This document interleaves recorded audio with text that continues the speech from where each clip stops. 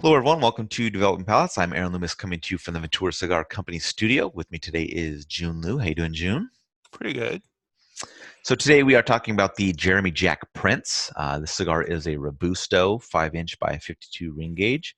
Comes out of the Tabacalera Real de Felipe Gregorio factory in the Dominican Republic. Wrapper is Costa Rican Habano, binder and filler both from Costa Rica. Price point is $8.88, and the cigar was released in August of 2019. So with all that out of the way, June, what was your overall experience like with this cigar? Before smoking it, I was actually kind of interested to see what Jeremy Jack could not blend but pick a cigar that's kind of a deviation from Aganorsa stuff. Hmm. So, um, in terms of this factory and all that, I've never heard of this factory personally. I don't know what other stuff comes out of here. I didn't really have any gauge point as to like trying to see what kind of a possible profile was. So, Right. at any rate, you don't really know until you smoke it, right? So, I, unfortunately, I thought that it was overall average. This is one of those cigars for me where you have like a mix of some really good flavors and then some really bad flavors that basically didn't mesh well, and it didn't work. On one side of things, yeah, like really nice buttered toast, minerals, a little bit of a red pepper spice coming through. Like those are all good notes, right? Like good tasty notes. Hmm. But then again, I got this like very prominent like paper cardboard that kind of rolls in and out of that kind of comes in and out of the cigar and the entire smoking experience. And that to me really killed the cigar. I guess you could say that I'm one of those smokers in which, like some people, like for instance, when they taste leather in a cigar, it's off-putting for them. Hmm. But for me, if I taste something that's like something that's like close to smoking, like that papery, like cardboard kind of a flavor, it's really hard for me to get past that because oftentimes I feel like that note really throws off the balance and kind of takes over the profile. And that's exactly what happened to this cigar for me. It's so I still think they should go back to Aganorsa if their doors are open. And pick more stuff there. But in terms of this factory for this kind of first go around at it, I say this a miss. Yeah, for me, this cigar started with a nice combination of aged wood, leather, and baking spice, and then a little bit of mustiness kind of joined in shortly thereafter. The profile then started dropping flavors as the aged wood became young cedar. The cedar then morphed into a kind of a general wood note that gained a little bit of char and kept the mustiness and light black pepper, and then added a little bit of mintiness towards the end.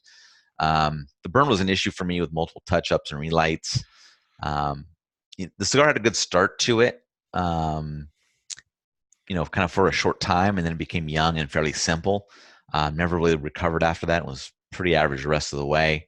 As you mentioned, I was kind of curious to see how the second generation releases was going to be for Jeremy Jack. Moving factories, doing something different, different tobaccos, and all that kind of stuff. But this was a bit of a miss for me. I'm still interested in smoking through the other releases that came out at the trade show this year.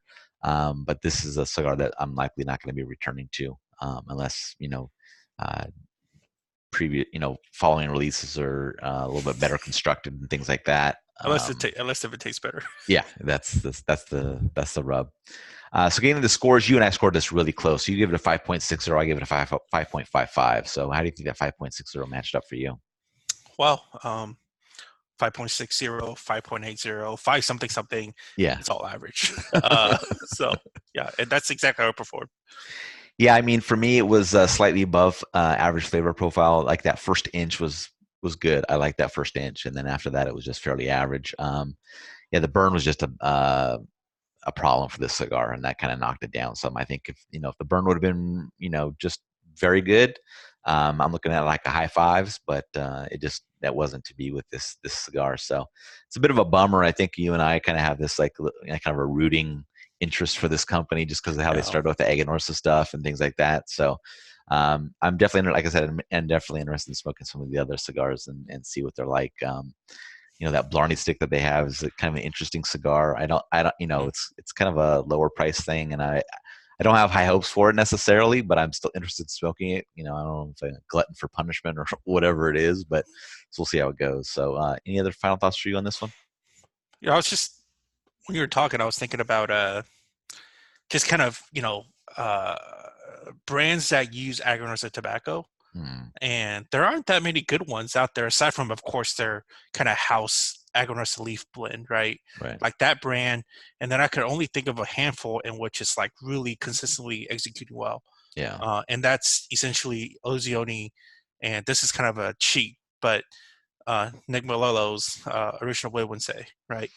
I think you could Um, probably throw HVC into that mix. Yeah. Oh, okay. Good point. HVC, but like for me, like Warped really dropped off. Yeah. Sacrifolium never picked up any steam from the Well, get they go. didn't. They weren't Aganor, so they were Oh, they're races. races. Yeah. That's right. But like you think about Jeremy Jack. I mean, it's mediocre, right?